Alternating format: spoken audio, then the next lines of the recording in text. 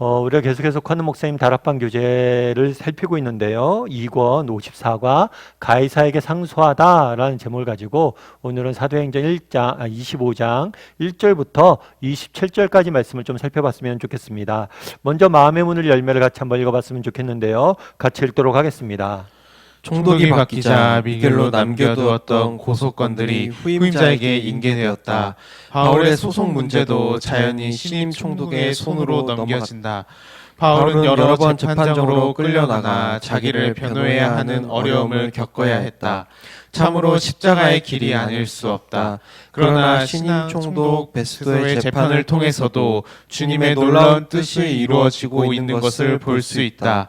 재판장도 재판 과정도 모두가 주님의 손 안에 있었던 것이었다. 우리가 지난 시간에 뭘 배웠죠? 벨릭스가 연 재판에서 재판을 받는 바울의 모습을 보았어요. 그런데 벨릭스가 이제 바울을 풀어주지 않죠. 사실은 재판 과정 속에서 바울이 무죄함을 알았어요. 그러니까 유대인들이 고발을 했는데 그것에 대한 증거가 없다는 것을 깨닫고 있었습니다. 그럼에도 불구하고 유대인들의 눈치를 보느라고 바울을 풀어주지 않아요. 그래서 바울이 2년 가까이 구금 생활을 하게 됩니다.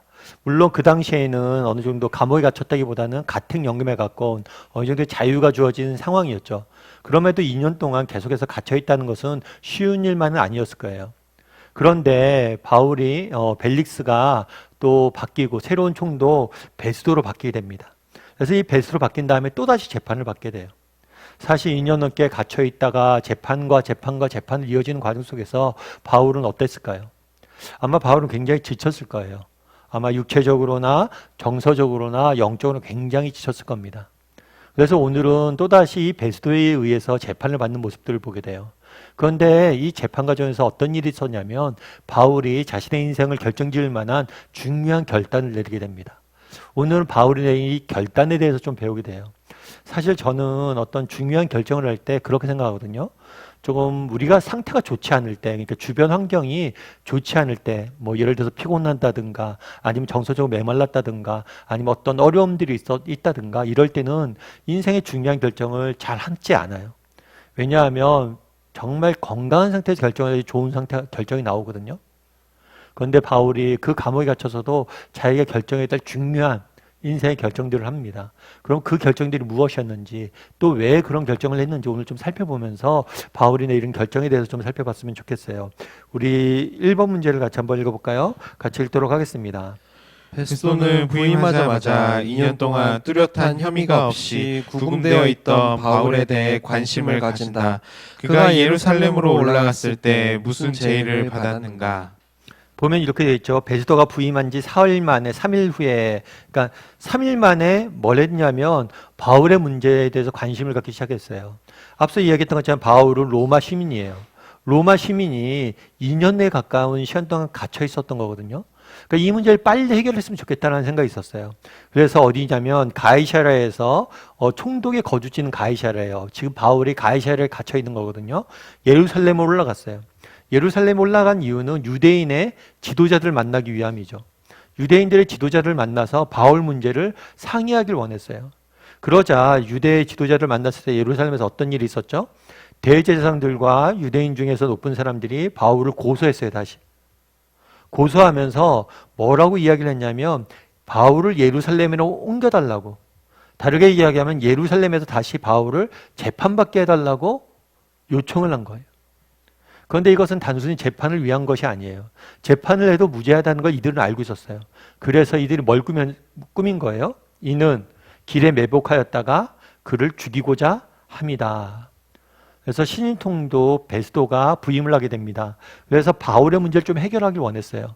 그래서 예루살렘에 와서 유대의 지도자들을 만나니까 유대의 지도자들이 그럼 바울을 예루살렘에 좀 데려다 주십시오. 저희가 재판하겠습니다. 라고 이야기를 했어요. 그런데 그 속내는 뭐였어요? 바울을 도중에 죽이려고 했던 거죠. 그럼 이런 제안에 대해서 베스도는 어떻게 반응을 보였을까요? 15절과 16절이 이렇게 되어 있어요. 같이 한번 읽어볼까요? 내가 예루살렘에 있을 때 유대인의 대제사장들과 장로들이 그를 고소하여 정죄하기를 청하기에 내가 대답하되 무릇 피고가 원고들 앞에서 고소 사건에 대하여 변명할 기회가 있기 전에 내주는 것은 로마 사람의 법이 아니라 하였노라. 이렇게 청했어요. 청하자 뭐라고 답했냐면 로마 사람을 고소 사건에 대하여 변명할 기회가 있기 전에 내어주는 것은 로마 사람의 법이 아니다. 지금 바울이 어떤 상태냐면 로마의 법정에서 지금 재판을 받고 있었잖아요. 벨릭스에게서. 따라 이 재판이 결론이 났어요? 안 났어요? 결론이 나지 않았어요. 그런데 이 사람을 다른 법정에, 로마 법정이 아닌 다른 법정에 내어주는 것은 법에 어긋난다는 거예요. 그러니까 그렇겠죠. 이 재판 구류 중에 있는데 또 다른 재판을 받게 할 수는 없겠죠. 이 재판에서 뭔가 판결을 내려야 되는 거예요. 그래서 뭘 제안한 거냐면 아직 이 재판이 가이사라에서 끝나지 않았기 때문에 너희가 와야 된다. 와서 그곳에 재판을 해야 된다라고 이야기를 하는 거죠. 우리 2번 문제를 같이 한번 읽어볼까요? 같이 읽도록 하겠습니다. 베스도가 연 첫 공판은 어떻게 열렸는가? 4절부터 7절 말씀도 한번 같이 읽어볼까요? 같이 읽도록 하겠습니다. 베스도가 대답하여 바울이 가이사라에 구류된 것과 자기가 멀지 않아 떠나갈 것을 말하고 또 이르되 너희 중 유력한 자들은 나와 함께 내려가서 그 사람에게 만일 옳지 아니한 일이 있거든 고발하라 하니라. 베스도가 그들 가운데서 8일 혹은 10일을 지낸 후 가이사랴로 내려가서 이튿날 재판 자리에 앉고 바울을 데려오라 명하니 그가 나오매 예루살렘에서 내려온 유대인들이 둘러서서 여러 가지 중대한 사건으로 고발하되 능히 증거를 대지 못한지라. 베스도가 이제 대답을 하는 거죠. 뭘 대답을 하냐면 이게 로마 사람의 법이 아니다. 로마 사람들은 그러니까 아까 얘기했던 것처럼 법정에서 재판을 끝나기 전에 다른 법정 옮기지 않는다라고 이야기하면서 너희가 와라. 가이사라에 너희가 내려와서 너희 중 유력한 자가 내려와서 고발할 일 있으면 고발해라. 재판을 받아라. 받게 하라. 라고 이야기를 한 거예요. 그러자 베스도가 어디로 갔어요? 가이사라로 갔죠. 그러자 유대인들이 올라갔어요. 가이사라로 올라와서 중대한 여러 사건에 대해서 고발했죠. 그러니까 바울을 다시 고소한 거예요. 바울이 이런 잘못을 했습니다. 라고 고소를 했는데 뭐가 없었다고요? 증거가 없었어요. 그러니까 늘 똑같아요. 그러니까 재판이 계속해서 열리고 있는데 유대인들이 계속해서 바울을 뭐예요? 고소를 해요. 고발을 해요. 그런데 늘 증거가 없어요. 그러니까 죄를 판결을 내릴 수가 없는 거예요. 그런데 죄가 없으면 어떻게 해야 돼요? 풀어줘야 돼요. 풀어주려고 해도 뭘 하는 거야? 이 사람들이 계속해서 로마의 눈치를 보는 거예요. 유대인들의 눈치를 보는 거예요. 유대인들이 또 이 일을 인해서 뭐 반심을 품지 않을까? 혹은 풀어주면 바울을 죽이지 않을까? 여러 가지 일들이 꼬여 있는 거예요. 그러자 3번 문제를 한번 같이 읽어볼까요? 같이 읽겠습니다. 베스도가 두 번째로 재판을 열었을 때는 그 목적이 어디에 있었는가? 23절 말씀 같이 한번 읽어볼까요? 같이 읽도록 하겠습니다. 이튿날 아그리빠와 버니게가 크게 위험을 갖추고 와서 천부장들과 시중의 높은 사람들과 함께 접견 장소에 들어오고 베스도의 명으로 바울을 데려오니. 오늘 25장인데요. 25장에 보면 바울이 두 번 재판을 받아요. 베스도에게서. 1차로 재판받는 건 어디냐면 가이사라에서 유대인들이 고소를 한 것들. 그래서 재판을 받게 됩니다. 근데 2차로 한 번 더 재판을 받아요. 재판이라기보다는 청문회 비슷한다고 보면 될 것 같아요. 그때는 누구 앞에서 받게 되냐면 똑같이 가이사라에서 받게 되는데 이번엔 참석자가 유대인이 아니라 아그리빠예요. 아그리빠. 아그리빠는 누구냐면 그 당시 팔레스타인 지방은 누가 다스리고 있었냐면 헤롯 왕조가 다스리고 있었어요. 이 헤롯 왕조의 마지막 왕이라고 알려져 있습니다. 그래서 헤롯은 이 토착, 그러니까 당시에 로마는 여러 지역을 점령을 했잖아요. 여러 지역을 점령을 했는데 일부 지역들은 어떻게 했냐면 그 토착 세력들에 의해서 지배할 수 있는 것을 관리할 수 있는 것을 일정 정도 허락해 줬어요. 그래서 헤롯은 로마의 인정을 받아서 이 지역을 다스리고 있던 왕조라고 할 수가 있겠죠. 그 왕조의 마지막 왕이라고 볼 수가 있어요. 이 왕 앞에서 재판을 다시 한번 받아요. 일종의 청문회를 받습니다. 그럼 왜 재판을 받았냐는 거예요. 그래서 26절과 27절 말씀 같이 한번 읽어볼까요? 같이 읽도록 하겠습니다. 그에 대하여 황제께 확실한 사실을 알릴 것이 없으므로 신문한 후 상소할 자료가 있을까 하여 당신들 앞, 특히 아그리빠 왕 당신 앞에 글을 내세웠나이다. 그 죄목도 밝히지 아니하고 죄수를 보내는 것이 무리한 일인 줄 아나이다 하였더라. 그러니까 아까 1차 재판이 있었잖아요. 그리고 지금 2차 재판을 받아요. 이 사이에 어떤 일이 있었냐면 바울이 자기가 가이사에게서 재판을 받겠다고 상소를 하게 됩니다. 안 되겠다. 나는 가이사에게서 재판을 받겠다 하고 로마로 날 보내달라. 로마 법정에 쓰겠다라고 이야기를 한 거예요. 그러자 이 사람이 뭘 한 거냐면 베리스토가 죄인을 바울이 요청했기 때문에 따라줘야 돼요. 그래서 어디로 보내야 되냐면 로마로 보내야 돼요. 로마로 보내는데 그러면 이 사람을 왜 보냈는지, 이 사람의 죄목과 이 사람의 재판 내용들 이런 것들 쭉 적으려고 그러는데 자기가 부임한 지 얼마 안 됐잖아요. 그리고 유대 상황들 잘 모르잖아요. 그래서 아그리빠를 부른 거예요. 왜냐하면 아그리빠가 이 지역을 오랫동안 다스렸으니까 유대 사정이나 바울의 형편들 잘 알 거라고 생각을 했어요.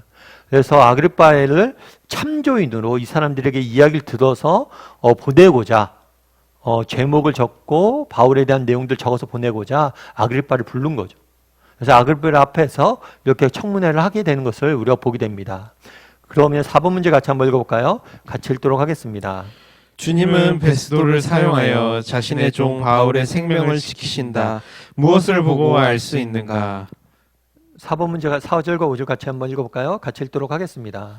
베스도가 대답하여 바울이 가이사랴에 구류된 것과 자기도 멀지 않아 떠나갈 것을 말하고 또 이르되 너희 중 유력한 자들은 나와 함께 내려가서 그 사람에게 만일 옳지 아니한 일이 있거든 고발하라 하니라.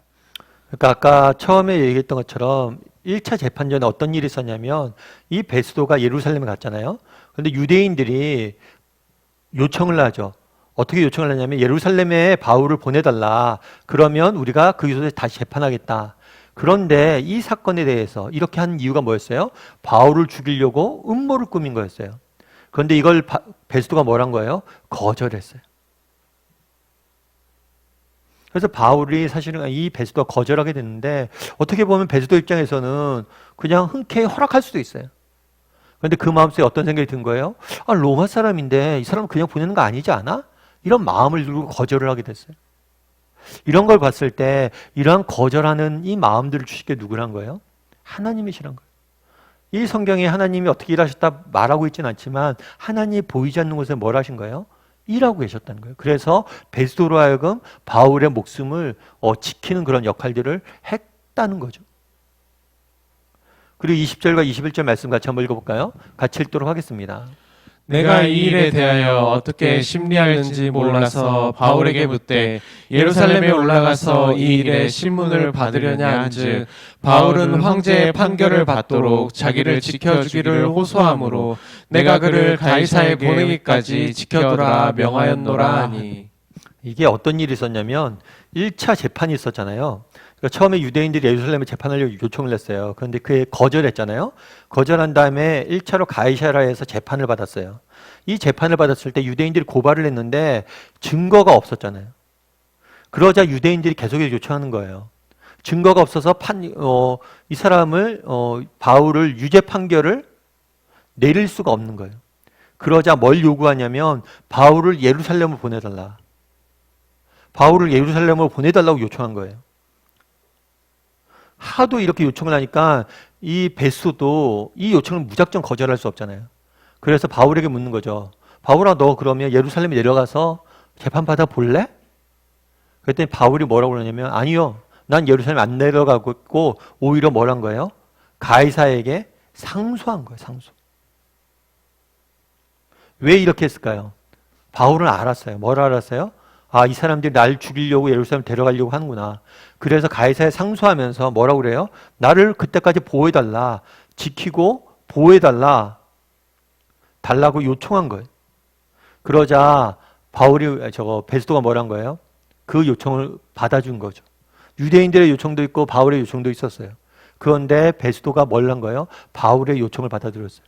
물론 바울 로마 시민이었기 때문에 그런 것도 있습니다. 하지만 어떻게 보면 총독의 입장에서 더 지금 세력이 센 쪽은 어디예요? 유대인들이죠.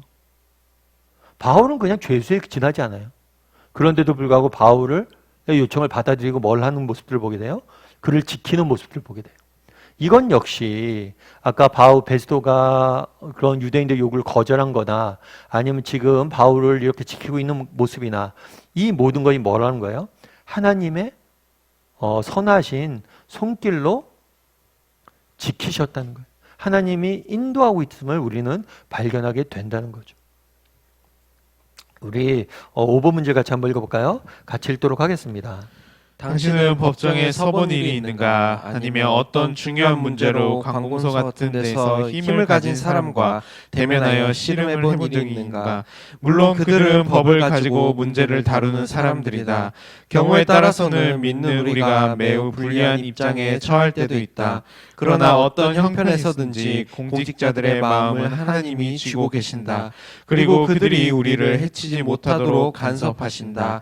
이 사실을 당신도 믿는가? 솔직하게 이야기해보라. 네, 뭐라고 되냐면 당신은 법정에 서본 일이 있는가? 사실 우리 중에 이렇게 법정에 서본 일이 있는 분들이 많을까요? 저는 많지는 않을 것 같아요. 그리고 어떤 중요한 문제로 관공서나 힘 있는 사람과 대면하여 씨름해 본 적이 있는가? 이런 경우도 많을까요, 적을까요? 어떻게 보면 많지 않을 수 있을 것 같아요. 그런데 우리도 그런 경우들이 있죠. 어떤 경우들이 있어요? 직장 내에서 어떤 상사나 이런 앞에서 우리가 무엇인가를 대면하고 씨름해야 될 일들이 있을 수 있겠죠. 또 그 다음에 우리가 이제 예를 들어서 취업이나 입시를 치를 때가 있잖아요. 이럴 때도 시험관이나 아니면 교수님이나 이런 사람들 앞에서 내 의견을 발표하고 해야 될 것도 있죠. 그리고 또 우리가 그럴 경우도 있잖아요. 병원에서 어떤 진료를 받거나 수술을 할 때도 있어요. 여러분 이럴 때 어떠세요? 저는 우리 자녀들 이제 어머니 기도회도 요즘 많이 하고 그러는데요. 우리 자녀들 입시를 위해서 기도할 때 우리 자녀들이 면접도 보고 우리 자녀들이 뭐 면접관에서 시험도 하고 그래야 되잖아요. 실기시험 보는 경우에 더 특별히 더 그러잖아요. 그럴 경우에 늘 기도해요. 하나님께서 그 시험관들의 마음을 지켜달라고. 그렇지 않아요? 정말 그 사람들의 마음을 지켜오고 그 사람이 들을 이야기만 듣고 듣지 말아야 될 것들은 안 듣고 정말 사람의 사단에나 사람의 그런 말들에 휘둘리지 않게 해달라고 기도를 많이 합니다. 그날 베드로도 마찬가지잖아요. 유대인들의 말에 흔들렸다면 바울은 죽일 수밖에 없었어요. 그런데 하나님께 베드로의 마음을 지켜주셨잖아요. 정말 여러분들이 이런 믿음들이 있냐는 거예요. 직장 내에서 상사나 뭐 이런 것들과 중요한 결정들을 할 때 정말 하나님 기도하는 거죠. 하나님 정말 그 마음을 지켜주셔서 내가 말했을 때 정확히 나의 말의 뜻을 이해하고 마음의 문을 미리 열어달라고. 그 하나님이 열어주셔야 듣는 거거든요. 아니면 취업이나 입시 때 아니면 병원에 수술할 때 하나님께서 그 의사를 지켜달라고. 이런 주권들을 당신은 인정하고 정말 기도할 줄 아는 사람이냐는 거예요. 정말 그들의 마음을 뭐예요? 하나님이 쥐고 계심을. 그러니까 사람의 마음을 움직이시는 분이 하나님이심을 여러분들 믿고 있냐는 거예요. 그리고 또 그렇게 기도하고 있냐는 거죠. 한번 생각을 해보세요. 여러분 정말 믿고 있는지, 그렇게 기도하고 있는지. 제가 예전에 한번 말씀드린 적이 있는데 리스트로벨이라는 사람이 있어요. 이 사람은 시카고에 있는 신문사의 기자예요. 신문사 기자니까 얼마나 똑똑하겠어요. 얼마나 예리하겠어요. 얼마나 지적이겠어요. 그래서 이 사람 원래 불신론자였어요. 예수님 안 믿었어요. 그런데 어느 날 하루는 식당에 갔어요. 식당에 갔는데 아예 갑자기 밥을 먹다가 쓰러진 거예요. 숨을 막 못 쉬는 거예요. 얼마나 놀라겠어요. 그래서 막 사람들에게 주변 사람들 돕고 막 너무 당황해서 그러는데 그때 어떤 흑인이 와요. 흑인 여성이 와서 이 아이를 살려줘요. 살려준데 이 흑인 여성이 뭐냐면 간호사였어요. 그래서 이 흑인 여성이 없었으면 이 아이는 꼼짝없이 죽을 뻔했던 거예요. 응급처치를 사는 거죠. 그런데 재밌는 건 뭐냐면 이 흑인 여성이 뭐라고 이야기했냐면 사실은 내가 오늘 우리 부부, 우리 가족이 약속이 있어서 원래는 딴 식당을 예약을 해놨대요. 그런데 하나님께서 정말 이상하게 그 식당으로 가지 말고 이 식당으로 가라고 자기한테 강력히 요청을 하셨다는 거예요. 그래서 자기가 이렇게 막 오게 됐다고. 그래서 나한테 감사하지 말고 하나님 앞에 감사하라고. 이 사람한테 리스토벨에게 그렇게 이야기한 거예요. 근데 이 사람은 믿지 않잖아요. 그러니까 예 하고 그냥 넘어갔대요. 감사하다고 얘기만 하고 신경 안 쓰고. 그런데 이 죽었다 살아난 이 딸과 이 엄마는 그것을 깊이 있게 얘기를 들은 거예요. 그래서 교회 나가기 시작한 거예요. 정말 하나님 우리를 살렸다는 그런 믿음이 생겨서. 그런데 이 기자 입장에서 뭐예요? 용납할 수가 없는 거예요, 그걸. 아니, 우리 아내가 저 미신을 믿게 돼? 말도 안 되는 저 신을, 있지도 않은 신을 믿는 게 잘못된 길로 빠질까봐 너무 저기 한 거예요. 그래서 교회 나갔어요, 이 사람들. 교회 나가서 나갔는데 이유가 뭐였냐면 증명하려고.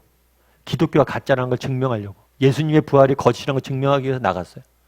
그러다 정말 연구하다가 예수님을 만나게 되거든요. 나중에는 정말 하나님 앞에 귀히 쓰임 받는 사역자가 됩니다. 그러니까 그날도 그냥 우리가 생각하기에는 우연치 않게 어떤 사람이 와서 도와줬다고 생각하는데 그렇지 않다는 거. 하나님 그 마음을 움직이셨다는 거.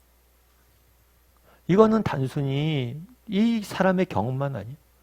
때로는 이렇게 명확히 하나님의 마음 움직인 것을 드러나는 경우도 있는데 그렇지 않은 경우들도 있어요. 하지만 결국에 뭐예요? 하나님이 주관하고 계시다는 거예요. 이 모든 것들. 믿지 않는 사람들의 마음조차도. 이 권력자들조차도. 이것에 대해 여러분들 믿냐는 거예요. 한번 나눠보세요, 믿는지. 정말 믿는다면 우리는 뭘 해야 돼요? 기도해야 돼요. 뭘 위해서 기도해야 돼요? 그 사람들의 마음을 하나님께서 움직여달라고.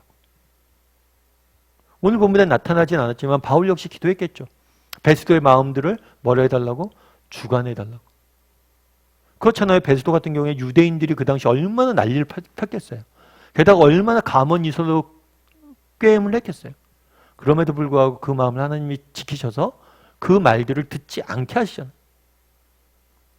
그래서 정말 우리도 기도할 수 있어야 돼요. 우리 6번 문제를 같이 한번 읽어볼까요? 같이 읽도록 하겠습니다. 바울이 총독에게 무엇을 요청하였는가?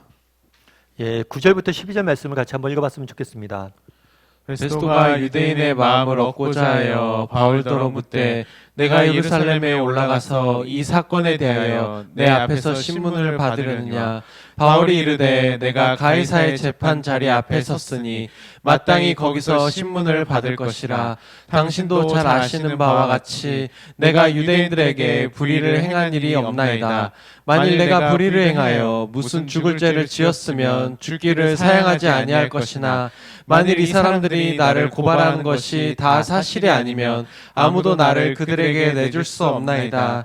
내가 가이사께 상소하노라 한데 베스도가 배석자들과 상의하고 이르되 내가 가이사에게 상소하였으니 가이사에게 갈 것이라 하니라.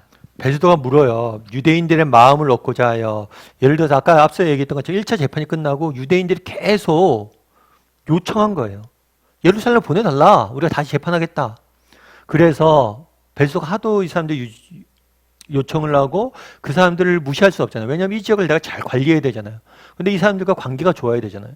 그래서 묻는 거예요. 그럼 네가 예루살렘에 가서 너도 신문 받을래? 라고 물으니까 바울이 뭐라고 이야기한 거예요? 바울이 이때 알았죠. 뭘 알았어요? 아, 얘들이 날 죽이려고 그러는구나, 유대인들이. 그래서 이야기를 합니다.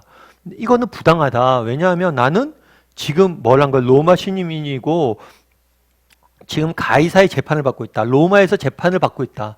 여기서 내가 유죄 판결을 안 났는데 그 사람들에게 나를 넘겨주는 건 뭐다? 잘못된 일이다. 그래서 바울이 뭘 이야기하냐면 내가 가이사에 상소하겠다. 가이사께 상소하겠다.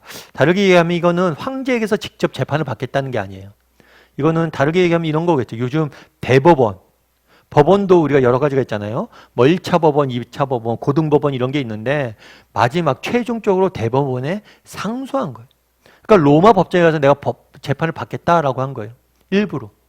왜냐하면 계속 여기 있다 보면 재판이 지지부진하게 끊이잖아요. 그리고 유대인들이 계속 죽이려고 하잖아요.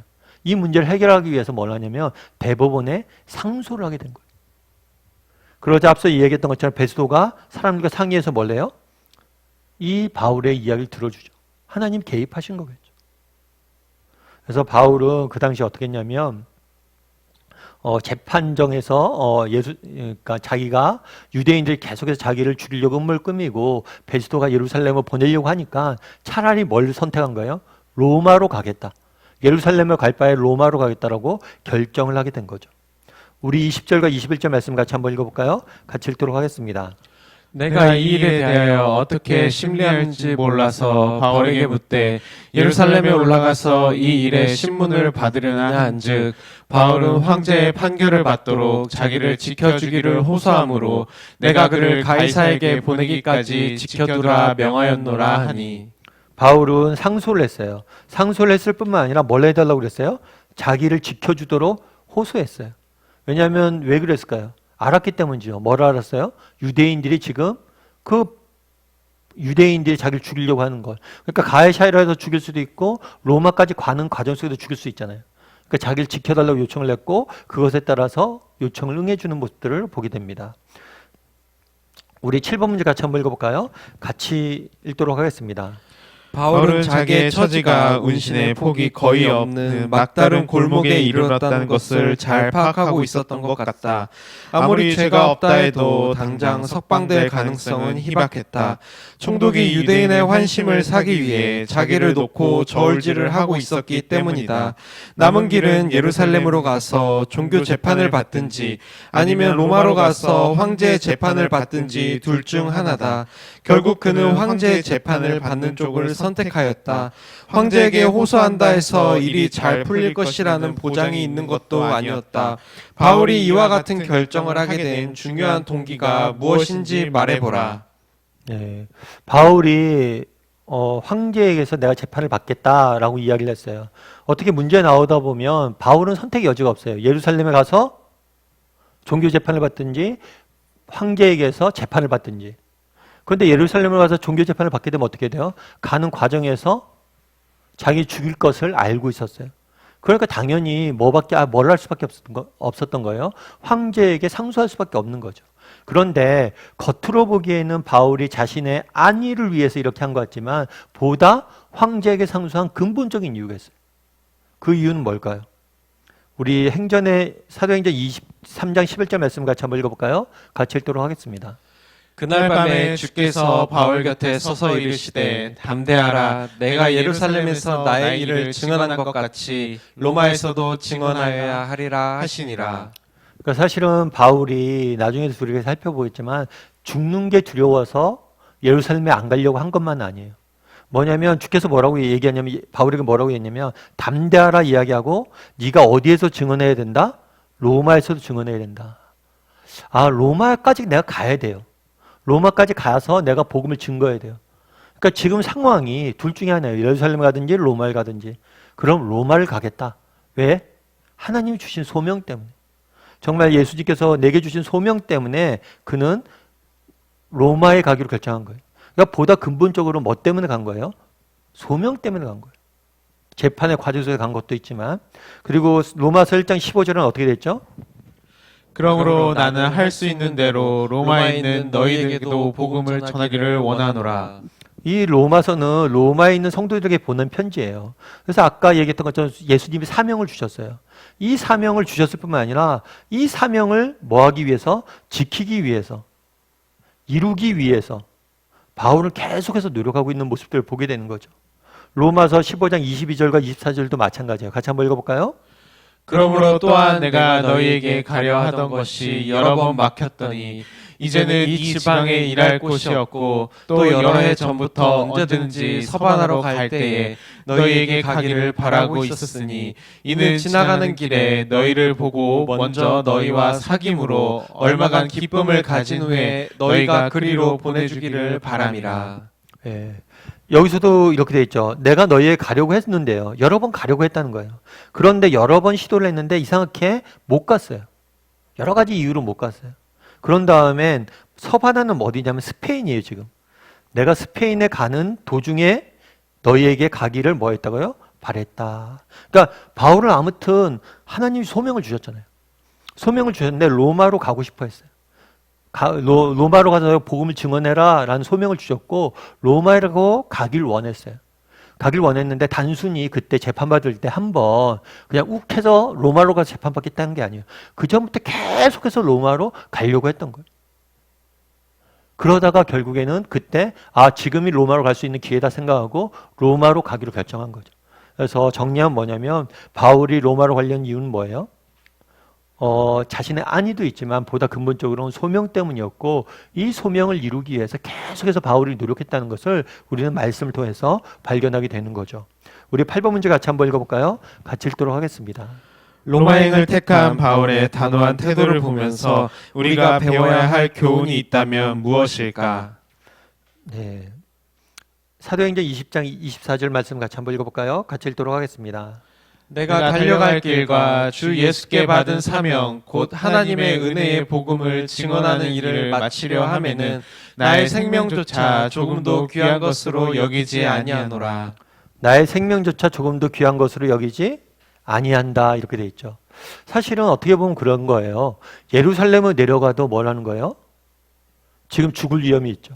그런데 로마에 상속을 해서 로마로 갔을 때 자기가 살 확률이 있느냐? 그것도 아니에요. 바울은 알고 있었어요. 로마까지 가서 어쩌면 자기가 목숨을 잃을지도 모른다는 거. 그래서 에베소 장로들에게도 고별인 설교를 한 거거든요. 내가 너희를 다시 못 볼 것 같다. 둘 다 위험한 길이었어요. 그런데 왜 로마를 선택했냐는 거예요. 그건 뭐냐면 내게 주신 뭐예요? 소명 때문에. 그래서 자신의 주신 소명을 이루기 위해서 목숨조차도 조금도 아끼지 아니하는 바울의 모습을 보게 되죠. 그럼 여기서 한번 우리가 생각해 볼 수 있는 문제들이 있겠죠. 여러분들은 어떠세요? 바울의 모습을 보면서 무엇을 느끼세요? 바울의 모습 속에서 무엇을 느끼세요? 여러분들이랑 바울처럼 이렇게 하실 수 있으시겠어요? 바울처럼 이렇게 고백할 수 있겠어요? 사실 쉽지 않죠. 내가 목숨도 아깝지 않고 내가 소명을 위해서는 목숨조차도 아깝지 않다. 이렇게 고백하는 게 쉬운 일은 아닌 것 같아요. 그럼 바울은 어떻게 이렇게 고백할 수 있었을까요? 어떻게 이렇게 고백할 수 있었을까요?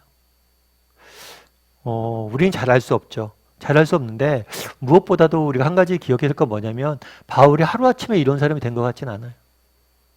바울도 어느 날 갑자기 이런 사람이 된 게 아니라 정말 조금씩 한 걸음 한 걸음 이렇게 인도한 모습들을 보게 돼요.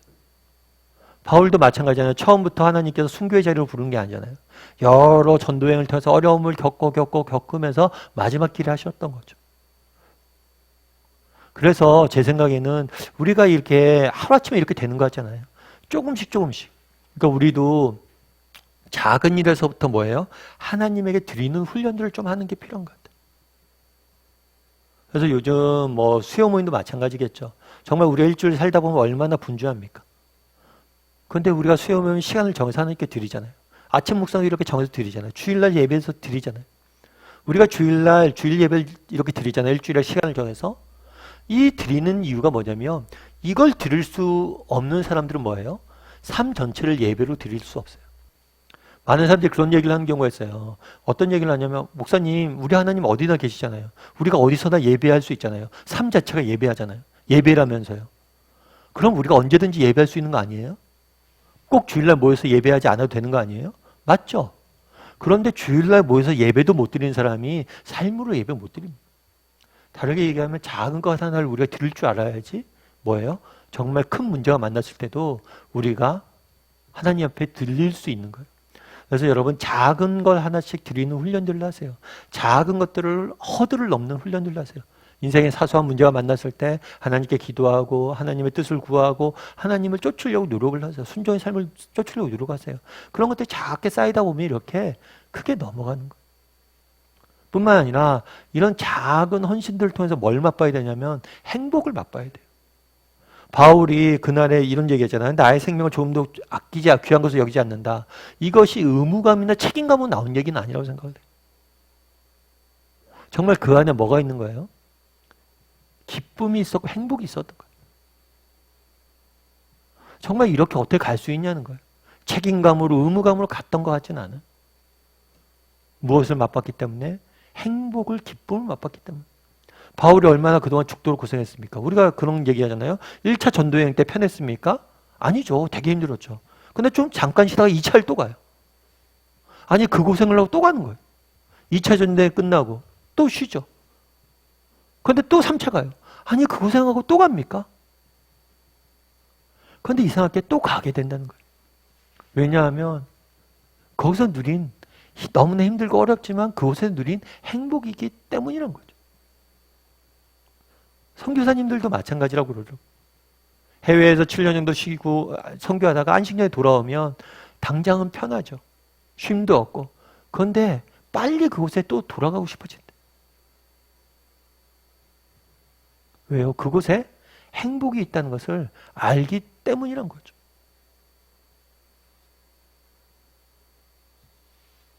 사실 세상에 쉬운 일은 없죠. 세상에 어려운 일은 없잖아요. 우리 모든 일은 마찬가지 아니에요? 다 힘들고 어렵죠. 그런데 우리가 왜 힘들고 어렵지만 그 일을 합니까? 그곳에 행복이 있기 때문이죠. 자녀를 양육하는 것도. 자녀 양육하는 게 힘들죠. 그런데 왜 힘들고 어려운데 내 시간, 에너지 투자하면서 그렇게 올인을 해요? 자녀 양을 통해 누리는 기쁨이 있기 때문이죠. 바울도 마찬가지가 아니었을까? 이 행복이 있었기 때문에 의무감이 아니라 기쁨을 선택한 거, 이렇게 하나님 앞에 헌신한 삶을 사는 게 아닐까? 그래서 이 기쁨을 맛봐야 돼요. 근데 이 기쁨을 어떻게 맛볼 수 있어요? 여러분, 한 번에 큰 걸로 맛볼 수 없어요. 작은 일을 섬기고 작은 하나를 헌신하고 작은 일을 순종하면서 기쁨을 맛봐야 돼요. 그래야지 조금 더 큰 것을 우리가 순종하고 헌신할 수 있는 거예요. 그래서 한번 우리의 모습은 한번 돌아봤으면 좋겠어요. 바울의 모습을 보면서 여러분들 어떤 걸 느꼈는지, 그리고 또 우리는 어떻게 하면 바울처럼 이런 사람이 될 수 있을지 한번 고민하고 나눠보는 것도 좋을 것 같습니다. 우리 9번 문제 같이 한번 읽어볼까요? 같이 읽도록 하겠습니다. 우리는 바울을 다루시는 주님의 심정을 이해하기가 얼마나 어려운지를 솔직히 고백하지 않을 수 없다. 왜 그를 죄수의 몸으로 로마에 가게 하시는 것일까? 왜 쇠고랑을 차고 황제 앞에 서게 하시는 것일까? 베드로가 예루살렘으로 가려고 하는 예수님을 붙들고 말렸듯이 우리 역시 바울을 그런 식으로 로마에 보내시면 안 된다고 항의라도 할 것 같은 심정이다. 이 점에 대해 당신의 생각을 말해보라. 예, 우리 사도행전 27장 24절도 같이 읽어볼까요? 같이 읽도록 하겠습니다. 바울아, 두려워하지 말라. 내가 가이사 앞에 서야 하겠고 또 하나님께서 너와 함께 항해하는 자를 다 내게 주셨다 하였으니. 이 27장은 나중에 이제 바울이 로마로 가다가 큰 또 어려움에 당하게 됩니다. 그랬을 때 하나님께서 다시 한번 바울에게 이렇게 확신을 주는 그 말씀이에요. 근데 오늘 본문에 보면 그런 거잖아요. 바울이 지금 죄수로, 바울이 로마로 어떻게 하는 거예요? 죄인이 되어서 죄수로 로마에 가는 거예요. 하나님 알겠습니다. 로마까지 가서 복음을 증거해야 되는 건 알겠어요. 그런데 왜 죄인이 돼서 죄수로 로마까지 가야 되냐는 거예요. 이런 것들에 대해서 항변할 수 있겠죠. 물론 그 당시 상황은 그런 거예요. 지금 유대인들이 뭘 하려고 했어요? 바울을 죽이려고 음모를 꾸미고 있었죠. 그래서 어쩌면 가장 안전한 방법은 뭐예요? 안전한 방법은 로마 군인의 보호를 받으면서 가는 게 가장 안전할 수 있어요. 그런 의미에서 그 당시에는 어쩌면 가장 안전한 방법이 이 방법이었기 때문에 이 방법을 하나님께서 인도하셨던 거죠. 그런데 보다 근본적으로는 왜 이렇게 감옥에 갇혀서 죄수가 되어서 가게 하냐는 거예요. 그거에 대해서 우리가 조금 고민해 볼 필요가 있다는 거죠. 여러분들은 어떻게 생각하세요? 왜 이렇게 하나님께서 이런 방법을 통해서 일하셨을까? 사실 그런 의문이 들 수가 있겠죠. 분명 바울이 그 당시에는 굉장히 바울이 로마의 군인들의 그러한 보호를 받으면서 가는 게 합당할 수 있어요. 그런데 근본적으로는 왜 이렇게 바울에게 재판받고 막 죽을 위험을 겪게 하고 이 어려움들을 겪게 했을까? 라는 생각이 든다는 거죠. 우리 10번 문제 같이 한번 읽어볼까요? 같이 읽도록 하겠습니다. 하나님이 우리를 다루시는 경우에도 종종 납득하기 어려운 일이 있다. 왜 이러실까 항의하고 싶을 정도로 통 마음에 내키지 않는 길로 몰아넣으실 때가 있기 때문이다. 당신에게 이런 답답한 체험이 있었는가? 그때 당신은 어떤 식으로 반응하였는가? 예, 당신도 이런 답답한 체험이 있었던가? 오늘 바울과 마찬가지죠. 바울을 보면서도 우리가 어떤 생각이 들어요? 왜 하나님 이런 방법을 씁니까? 근데 우리도 그런 경우들이 있죠. 왜 하나님께 꼭 이런 방법을 우리를 하실까? 왜 이런 방법으로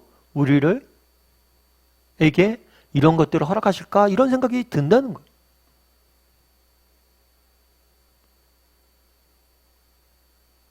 이 부분에 대해서 우리가 한번 생각해 볼 필요가 있는 거예요. 그리고 이럴 때 당신은 어떤 식으로 반응하였는가? 그래서 여기 참고구절이 있는데 이사야 말씀을 한번 같이 읽어볼까요? 같이 읽도록 하겠습니다. 이는 내 생각이 너희의 생각과 다르며 내 길은 너희의 길과 다름이니라.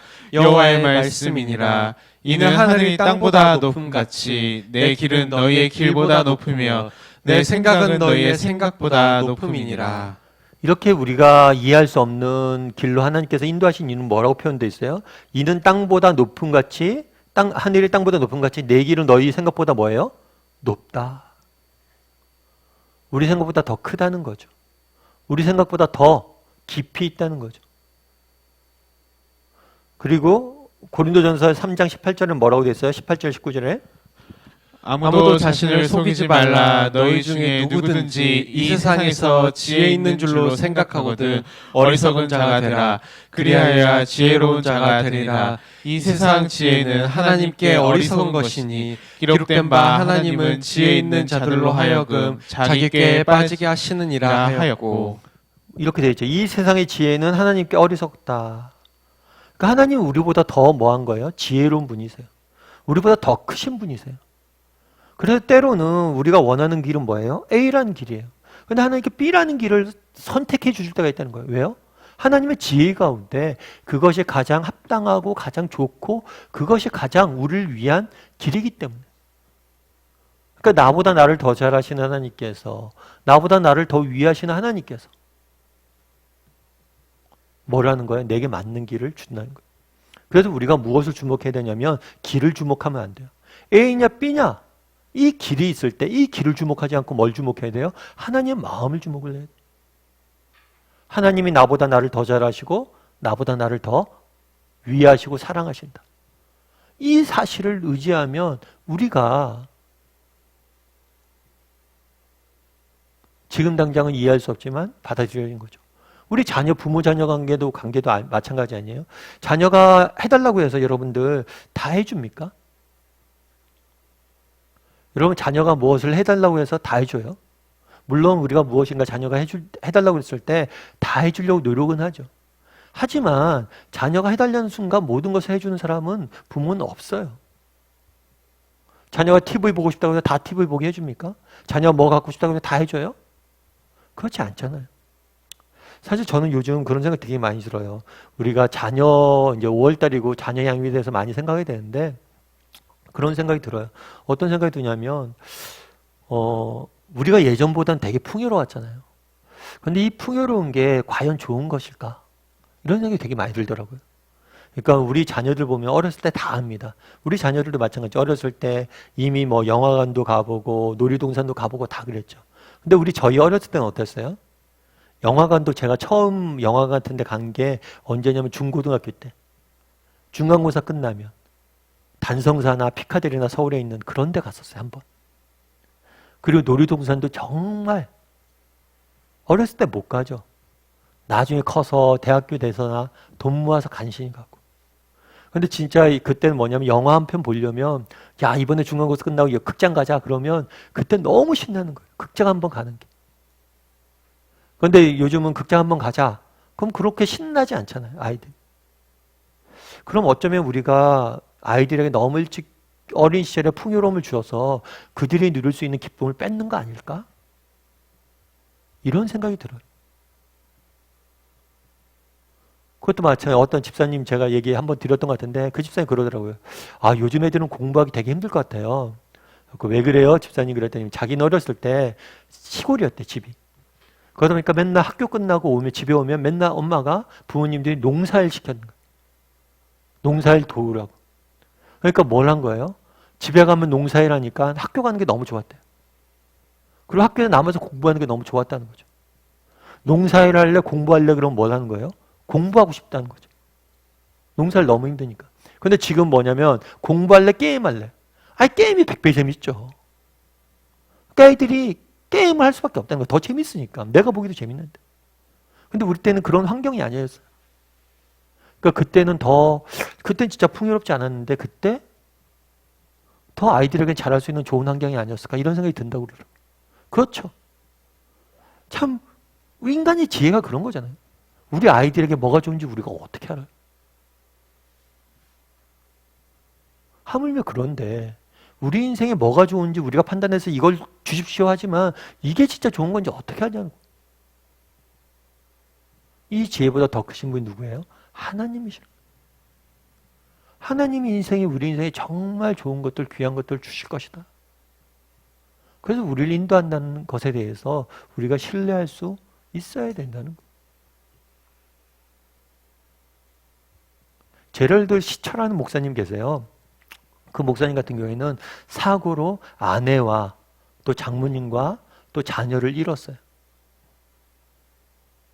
그런데 나중에 그분이 쓴 책에 보면 그런 표현이 있어요. 왜 꼭 그 방법이었는지, 왜 꼭 그 방법이었는지, 그날도 이제 기도했다는 거예요. 이 기도가 이기적인 기도가 아니었다는 거예요. 우리 자녀들과 우리 아내와 우리 가족의 안전을 위해서 지켜달라고 기도했다는 거예요. 그런데 기도 응답이 되지 않고 우리 아내와 자녀들이 죽었어요. 왜 하나님께서 그 일을 내게 허락하셨는지 모르겠고 꼭 그 방법이었는지 나는 알 수 없다는 거예요. 지금도 이해할 수 없다는 거예요. 다만 내가 분명히 지금 확신하는 건 뭐냐면 그 날에 큰 아픔들이 있었지만 하나님께서 남은 자녀를 나 혼자 키우면서 누리는 기쁨들을 주셨다고. 남은 자녀를 혼자 키울 수 있는 기쁨을 맛봤다고. 그 표현이 되게 멋있더라고요. 힘든 일이죠. 그런데 그런 기쁨들이 있었다. 그러면서 다 알 수 없다는 거예요. 그런데 하나님의 지혜를 우리가 신뢰할 수 있어야 된다. 여러분 우리가 언젠가 하나님 나라에 가면 다 알 거예요. 아 이게 이 방법밖에 없었군요. 하지만 때로는 이 땅을 살다 보면 다 이해할 수 없어요. 이해할 수 없을 때 뭘 해야 돼요? 하나님의 마음을 봐야 돼요. 그분이 누구냐는 거예요. 우리를 위해서 자기 아들 십자가에 내어주신 분이죠. 우리를 위해서 정말 아들을 죽기까지 아무것도 아끼지 아니하신 분이잖아요. 우리를 그만큼 사랑하시는 분이잖아요. 그걸 신뢰할 수 있어야 된다는 거예요. 한번 이야기를 나눠보세요. 여러분 정말 이렇게 내가 이해할 수 없는 이런 형편에 처했을 때 우리는 어떻게 반응하는 사람인지. 하나님 옆에 좀 신뢰할 수 있었으면 좋겠다는 생각이 있습니다. 삶의 열매를 거두면을 같이 한번 읽어볼까요? 한 생을 살면서 주님이 어떤 길로 인도하시든지 따를 준비가 되어 있는가? 당신의 심정을 솔직하게 고백해보라. 네, 한번 나눠보세요. 정말 우리도 바울처럼 따를 수 있었으면 좋겠습니다. 그런데 바울처럼 따르기 위해서는 뭐가 필요한 거예요? 하나님에 대한 확신이, 하나님의 지혜에 대한, 하나님의 사랑에 대한 확신이 있으면 우리는 따를 수가 있을 거예요.